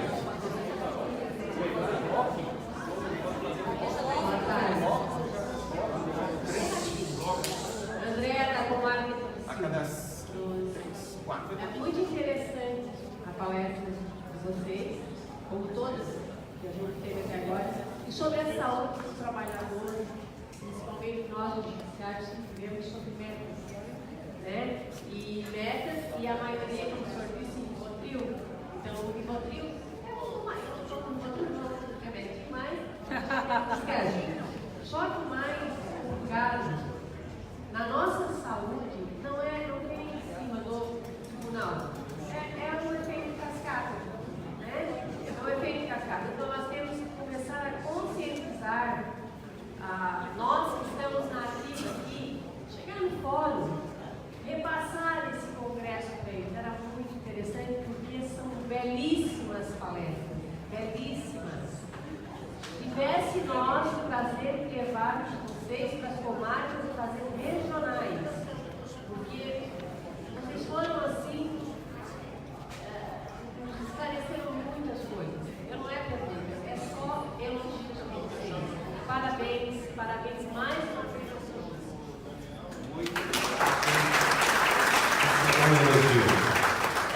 próximo da lista vai ser Cristiane Pablo. Cadê a Cristiane? Corre, vem a Cristiane. Eu vou aí, você vem aqui. Sim, bem sim. A fala da professora Margarida me lembrou. Todo mundo ficou muito horrorizado quando a gente disse, nossa, o trabalhador usando fralda, que não vai no banheiro. Mas assim, eu já passei por isso, vários colegas já relataram isso também. Só mais um processo antes de ir no banheiro. Só mais uma coisa antes do cafezinho. E isso vai se estendendo. Então, a minha pergunta para a doutora Margarida é a questão da diferença do assédio moral, que é internalizado pela gente, na iniciativa pública e na iniciativa privada. Por quê? Porque o público tem o problema de ser uma prisão, de certa maneira. Quando você chega em casa, você trabalha numa empresa grande, privada, você é só mais um realmente, você fala, nossa, tá uma merda do trabalho. Tá terrível, não aguento mais aquilo. O que todo mundo fala pra ti? Presta atenção, vai para outro lugar. Quando você chega em casa, você trabalha no Poder Judiciário, numa instituição pública, você é concursado, tem estabilidade, e chega em casa e fala, tá uma merda, não estou aguentando mais lá, eu já pedi remoção, eu não consegui mudar de setor, tá tudo difícil. O que a tua mãe vira para ti e fala? Filhinha. Segura, aguenta. Filhinha, será que você não estava revoltada? Vai fazer yoga. Algum problema tem contigo. Então eu queria que a doutora pudesse comentar um pouco sobre a tua experiência de vida, se tem diferenciação no assédio moral no serviço público e no serviço privado. Obrigada. Vamos em bloco, né? Posso pegar mais um participante, Guilherme? Você está do meu lado? Boa tarde a todos. Parabéns, professor parabéns, Luiz, Matheus. A minha pergunta é com relação um pouco mais no âmbito coletivo da saúde, né? A gente realizou, né, agora a gente está à frente também da coordenação de saúde e previdência lá na Federação dos Trabalhadores Judiciários dos Estados, a FENAJUD, e a gente fez a pesquisa com toda a categoria do Brasil inteiro. né? E o resultado dessa pesquisa ela deu um indicativo muito claro de que o que adoece as pessoas é o método e a administração do Poder Judiciário. Então, talvez a gente sempre fale na consequência e como tratar as consequências, aí desde o plano de saúde até coisas preventivas, mas fale muito pouco das causas que realmente adoecem as pessoas e o trabalho. E lá na pesquisa de saúde que a gente promoveu, que foi respondida por todas as pessoas do Judiciário do Brasil inteiro, inclusive do Judiciário Federal, o resultado é muito nítido, que o modelo hierarquizado de administração do Poder Judiciário é o que adoece as pessoas. E a alternativa a esse modelo é uma gestão diferente do Poder Judiciário, uma gestão coletiva, uma gestão que possa envolver as pessoas nos processos de trabalho. Então, assim como a gente fala do método do assédio moral, que é praticado de forma em âmbito coletivo, também essa pesquisa identificou essa questão mais coletiva. Então, a minha pergunta é, se a gente não mudar o modo de administrar a justiça e o Poder Judiciário, tem como a gente permanecer saudável? E a última pergunta vai ser da Soraya Joselita Tepi. Cadê a Soraya? Está aí na frente. Vamos lá. Primeiro, dizer que coisa mais boa a gente ouvir isso, né? E que frustração quando a gente vai falar de saúde e doença, que a gente não fala remédio, né? Que seria tão simples, né? Toma isso que a gente fala o quê? Mundo do trabalho, diz que é de bem, e daí a gente vê que desafio que a gente tem, porque é muito mais complexo de resolver, né? Mais fácil se o Rivotril, a dor da relaxamento muscular bastasse, né? Para mim fica claro que mais do que o exercício que a gente fez, o que vai ajudar a gente na tomada é fazer coletivamente. Porque vai ser aquele momento, aqueles 5, 10 minutos que além da gente se esticar, a gente vai estar rindo que o outro não consegue alcançar a mão no teu joelho. E por isso a importância, além, muito mais do que fazer aquilo, aqueles exercícios próprios da LEPA, é juntar aquela equipezinha e por 5, 10 minutos parar o trabalho e conseguir rir e coletivamente estar fazendo alguma coisa junto, porque cada vez menos a gente está com tempo de fazer isso, né? Eu tenho um momento, eu sou chefe de cartório, então eu sou privilegiada, porque eu pego, eu não fumo, mas faço a minha colega do trabalho, vamos fumar, vou lá fora, saio do trabalho, né? Mas é um privilégio, porque como eu sou chefe eu posso, e eu dou, claro, todos podem no meu cartório fazer isso, mas a gente sabe que a realidade não é essa, né? É cabresto mesmo, é a meta, é não entender se não chega, né? Então, dizer que está muito difícil a gente se manter saudável e a fala, né, dessa questão da violência, dos motivos da gente adoecido, está dado. Está muito difícil não ficar entristecido, está muito difícil. E a gente reflete isso no trabalho de uma maneira muito grande. O passado, que faz 3 anos, né, 4 anos, e o futuro chegou tão doído, que as relações de trabalho mudaram tanto que você não tem mais prazer, porque a dualidade chegou, bem ou mal chegou no teu lado, no teu local de trabalho com o teu colega. Então tu não está mais com vontade nem de fazer aquele churrasco que tu fazia a cada 2 meses, porque ele te machucou durante uma eleição, ou ele fez, né, hoje a internet, essa coisa boa e ruim que tem, faz ele falar coisas absurdas e te atingir, porque ele esquece que ele vai te encontrar lá na sala de trabalho. Os blogs aí atacam coisas que a gente está fazendo, e depois a gente vê ele lá no local de trabalho e pensa, puta, que sacanagem, você está jogando, atirando no pé, né, e no teu pé e no meu pé também. Então, queria colocar isso que realmente, né, só solidariedade vai fazer a gente superar isso. Espero que a gente tenha essa inteligência, né, senão vai ser o nosso extermínio. Mas só um dado, né, Santa Catarina está em 4º lugar de trabalho infantil. Porque Santa Catarina, para que a gente fique apagado as ilusões de Santa Catarina, 4º lugar. Nós temos um trabalho infantil fortíssimo na agricultura, né? Pega o meio oeste ali, a pobreza extrema, e daí entra, então 4º lugar. Eu fiquei pasma quando soube. Mas a minha pergunta, né, tem como resolver isso só no judiciário? Porque isso me angustia. É hierarquia, mas a gente consegue fazer essa bolha onde a gente resolve o nosso problema de assédio moral sem mexer nessa estrutura do mundo do trabalho? Agora é com vocês. Bora dar resposta. Já falo primeiro. Já.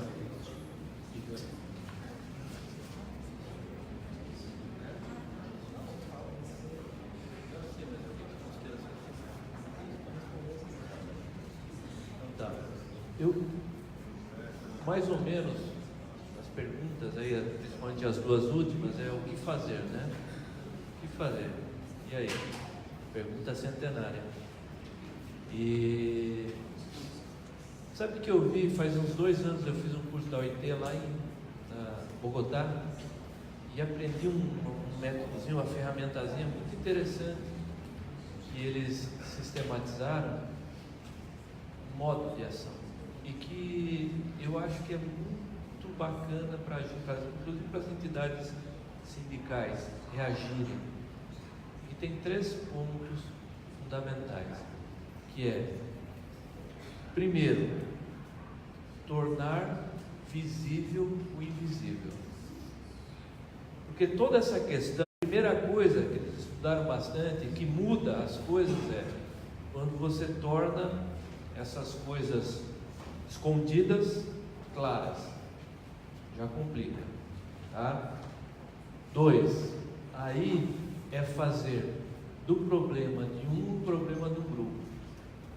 É mostrar, inclusive, é quando as pessoas entendem que hoje sou eu, mas amanhã pode ser você. Não é porque hoje não é você que está tudo bem. É aquele poema do Brecht, vocês já viram? Eles foram lá, né, pegaram o cara da esquina lá, eu não falei nada, depois pegaram o meu vizinho, não falei nada, aí vieram e me pegaram, e não tinha ninguém para falar alguma coisa. É bem isso, né? E aí então tornar o problema de um problema de todo, o problema do grupo. E aí o terceiro, que é o grande desafio, que aí as pessoas se indignam então com aquilo, com aquela condição ruim, né? É passar da indignação à ação.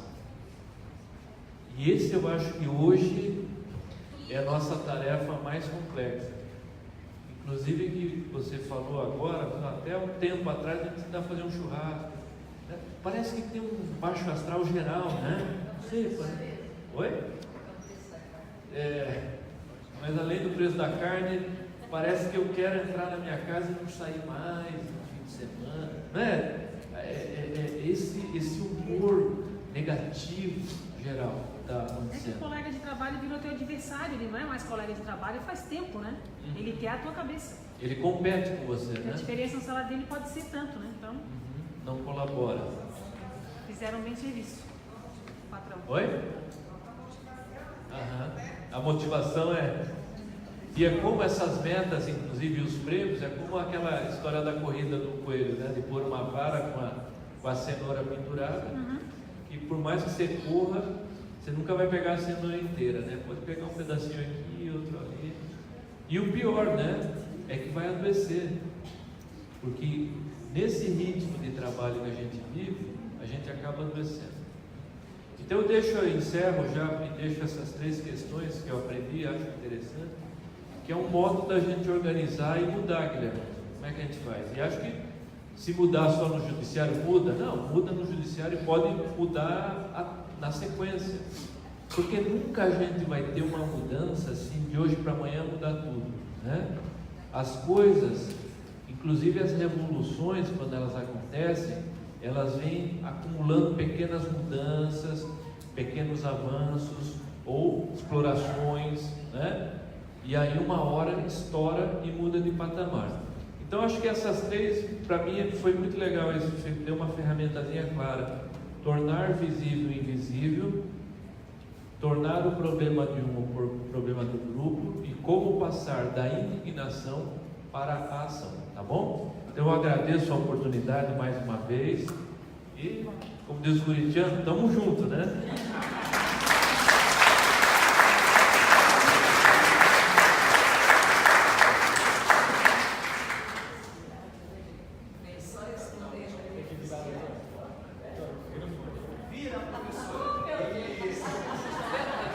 E não era pegadinha, hein?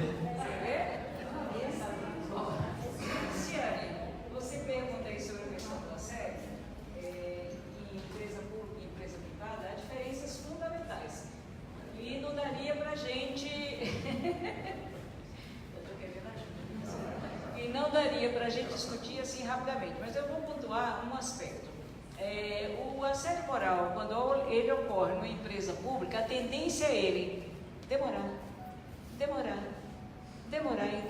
anos. Eu já peguei trabalhadoras 15 anos sendo humilhadas, não só pelo seu chefe, pela tal da hierarquia, né? Mas inclusive por próprios colegas que passam a discriminá-la, a isolá-la, né? Reforçando aí a palavra ou a atitude do chefe. Então, esse é um aspecto fundamental. Demora muito mais no âmbito público do que no âmbito privado. A empresa privada sabe o que quer. Não quer mais você ali dentro? Começa a humilhação com uma estratégia. Para quê? Para não te demitir, porque senão ainda vai ter gasto. Então, você que peça demissão para não aguentar o sofrimento. É bem perverso, né? E bem pensado do ponto de vista aí da empresa. Uma outra coisa que eu queria dizer a você é o seguinte: muitas vezes a pessoa está passando um conflito, mas o assédio não é conflito. Como é que eu vou dizer isso? No conflito eu converso com ela, a gente se entende, eu cresço, ela cresce, porque ela está colocando ideias diferentes da minha, então as duas crescem. No assédio não tem crescimento. No assédio não tem resolução para uma crise que se estabelece. É crise, ponto, acabou. Eu não quero você mais aqui dentro. Esse é o recado que não é falado, que não é dado, que não é dito. Peça transferência então para outro setor, vai para outro juiz, vai para outro local. Mas aqui não. Você é persona não grata. Nada disso é dito. Simplesmente a coisa é invisibilizada do ponto de vista aí da... E tem várias outras questões aí que não dá para colocar pelo tempo, mas eu queria deixar claro esses dois pontos aí. Em relação a esse modelo hierarquizado, nunca esqueçam. Aí vem de novo a necessidade da gente pensar. A hierarquia é uma relação de poder. Sim. Eu tenho sob o meu mando subordinados, que devem se submeter ao meu mando. Não significa, e aí, de novo, é uma discussão que a gente tem tido muito, que o superior hierárquico está sendo pressionado, está sendo. É uma política de gestão da empresa. Qualquer que seja ela, pública ou privada. Quem vai para aquele lugar, vai fazer. As pessoas às vezes confundiam e diziam assim: mas o problema é que fulano é neurótico, é psicopata, Pera, se ele é psicopata, se ele é neurótico, ele antes de entrar nessa empresa, ele foi avaliado, ele foi entrevistado. Como é que essa empresa pública ou privada aceitou um neurótico? Que capacidade? De novo, eu volto à responsabilidade da empresa. E cada vez mais a gente fala numa personagem jurídica que se chama responsabilidade solidária. Ou seja, não interessa vir com esse papo de personalidade, né? Porque há uma hierarquia é relações de poder. A empresa é corresponsável sim naquele assédio moral que acontece dentro da empresa, né? Sempre lembre que dentro de um modelo hierarquizado, e quando acontece o assédio moral, você tem um tripé, que também não vou falar, é só citar para vocês pensarem. A cultura organizacional, em que reproduz as humilhações, são os fakes, são as fofocas. São os fakes no... Passo a passo, há tempo a gente convive com fake, isso não é novo, porque ele começou a se dar do ponto de vista aí dos WhatsApps do eletrônico, mas são as fofocas, né? Então a cultura organizacional, ela mantém essas fofocas. A gestão nada melhor hoje do que oprimir, já que a empresa cada vez mais quer lucro, não oprimir com o chicote na mão, mas com o chicote visível, que são as humilhações. São as formas de desqualificar o outro, de humilhar o outro. E por último, a organização. Aqui eu chamo a atenção a vocês que eu vejo muito, não só as pessoas como um todo, mas inclusive até dentro da minha categoria, as pessoas confundirem a organização. Quando a gente fala organização, pensa que está falando da empresa. Pera, eu estou falando da organização que trabalha dentro daquela empresa. Então, como a gente chama tudo organização, pera, é a organização do trabalho ou é a organização enquanto empresa? É necessário fazer essa diferenciação. Por quê? Porque a organização é como eu faço o trabalho, como eu organizo esse trabalho, como eu distribuo a tarefa, como eu exijo nesse setor aqui metas ou não, como eu exijo nesse daqui determinado tipo de trabalho. Isso é o que o Roberto colocou aí muito rapidamente também de riscos psicossociais. Então nunca esqueça essa questão do modelo hierarquizado, que é a relação de poder, que é necessário aí aprofundar mais na compreensão de toda a hierarquia hierarquia, a maior parte das vezes, ela é autoritária, para se fazer mandar. Tem que dar meta. É uma exigência que fizeram aquele superior hierárquico, que submete os seus subordinados. Cabe aos subordinados se juntar, ao invés de se isolar, discutir no âmbito do seu sindicato e pensar uma estratégia. Pensar, tem várias estratégias, a gente esqueceu isso ao longo do tempo. A gente esqueceu de falar com o outro. A gente esqueceu de conversar com o outro sobre as estratégias possíveis. E eu queria ter uma outra pergunta aqui, acho que foi a Soraya, como o judiciário pode resolver. Também não vai dar para falar, nem sei se... Mas eu só queria dizer a vocês o seguinte, que o judiciário, em qualquer instância que seja, ele tem um papel fundamental do ponto de vista da violência dentro do meio de trabalho. Julgando fora, então, mais importante ainda, se voltar para dentro e exigir que dentro esse judiciário também tenha uma postura ética. Eu sempre brinco dizendo o seguinte, é tão fácil, tão difícil a gente assumir o RR. Sabe o que é o RR? Respeito e reconhecimento. Tão difícil. Tão difícil. Onde é que nós nos perdemos, que somos incapazes hoje de reconhecer essas duas, o respeito e o reconhecimento? E eu queria pedir a vocês, quando vocês estiverem com calma em casa, lembrar que leia um texto que eu gosto muito, mas que leiam reflexivamente, sem pressa. É um texto pequeno do Gramsci, que é um autor italiano, e que esse texto se chama Odeio os Indiferentes. Observe como hoje se joga tanto na indiferença. A gente não pode falar nada, a gente não pode comentar nada, a gente não pode, e a gente vai entrando nessa retórica, vamos ser incomodados. Como é que escreve? Então, como é bom, não é? E por isso o Gramsci faz esse texto lindíssimo, dizendo a posição dele em relação àquelas pessoas que não sentem a dor do outro, que não se alinham com o outro para defender os seus direitos. E por último, eu termino aqui citando o querido Mário Quintana, que amo de paixão, né? Tem uns homens que eu gostaria de ter conhecido para admirar, né? Belo que eles fizeram. E o Mário Quintana tem um poeminha muito pequenininho, né? E que ele diz assim: se as estrelas são inatingíveis, ora, não é motivo para não querê-las. Que tristes seriam os caminhos se não fosse a presença distante das estrelas. Obrigada, viu, gente?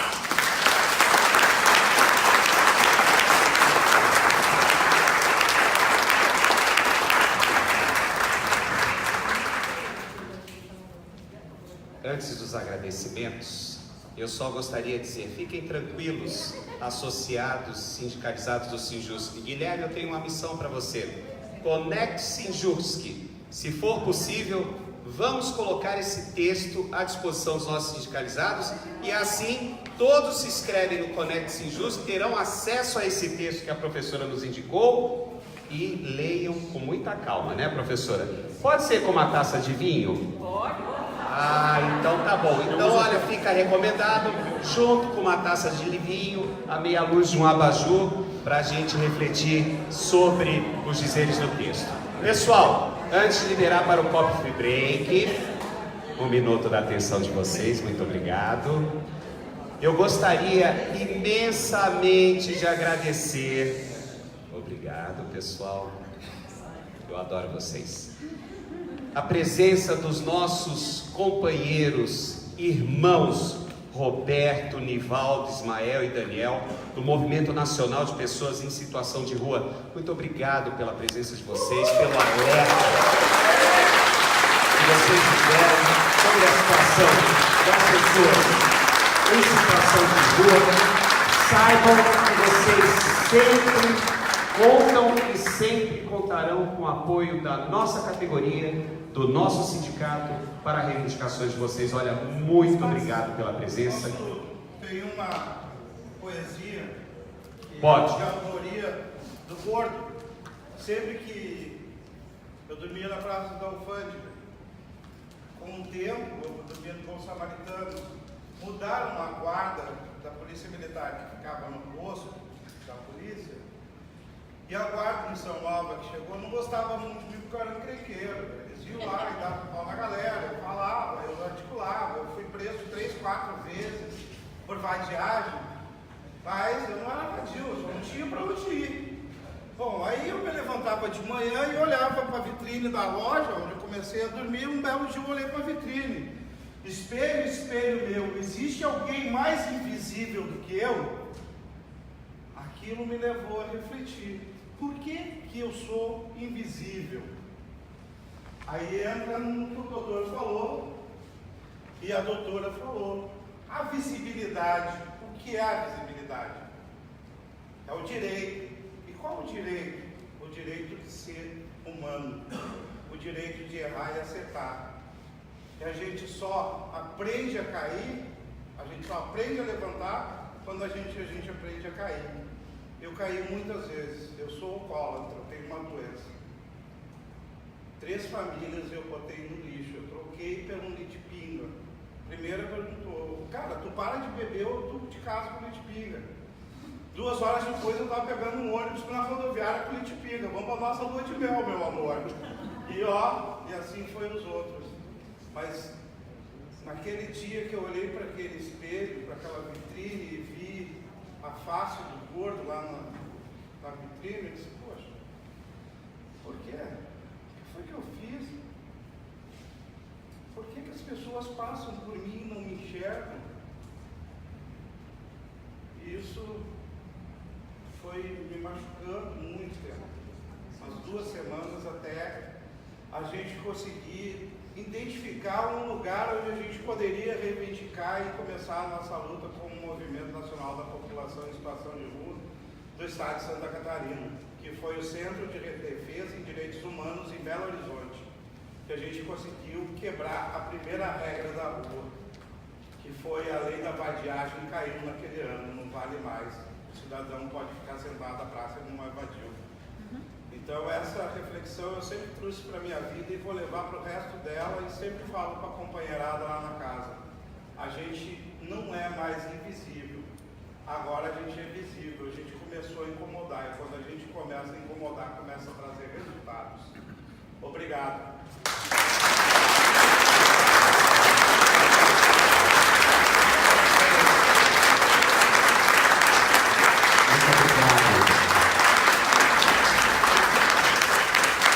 Em cima da sua fala, nós da categoria dizemos para vocês, ninguém solta a mão de ninguém. Nós estamos juntos.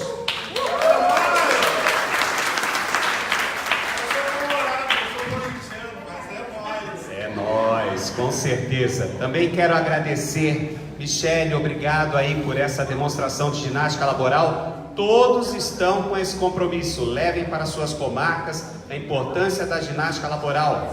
Vamos preservar nossa saúde. E para finalizar, professora Margarida Barreto, professor Roberto Ruiz, é que eu sou Luiz, então eu sempre quis puxar a sardinha para o meu lado. Mas professor Roberto Ruiz, professora Margarida, muito obrigado pela presença de vocês. Vocês engrandeceram ainda mais esse 8º Congresso dos Trabalhadores do Judiciário Catarinense e também que faz parte das comemorações dos 30 anos do nosso sindicato. Muito obrigado pela presença, leve nosso abraço aos colegas da UFSC. Professora, leve nosso abraço ao pessoal de São Paulo, pessoal da PUC, e venham sempre quando quiserem. E agora, só um instantinho, aos aplausos no final, vamos fazer a entrega da placa comemorativa pela participação de vocês aqui no nosso congresso. E para entregar a placa para a professora Margarida, eu convido a Sandra, que é nossa colega da comarca de São Miguel do Oeste, e para o professor Roberto, quem fará a entrega é a Harley, lá da comarca de Descanso. Por favor.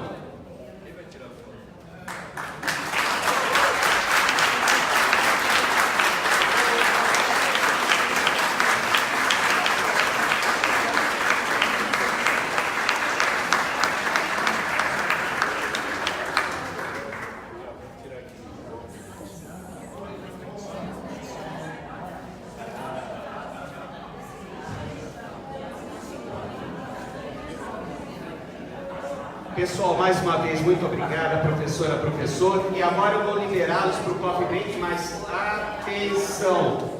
Não sei como vocês vão fazer. 10 minutos de coffee break, por favor, retornem. Nós temos horário hoje, tá bom?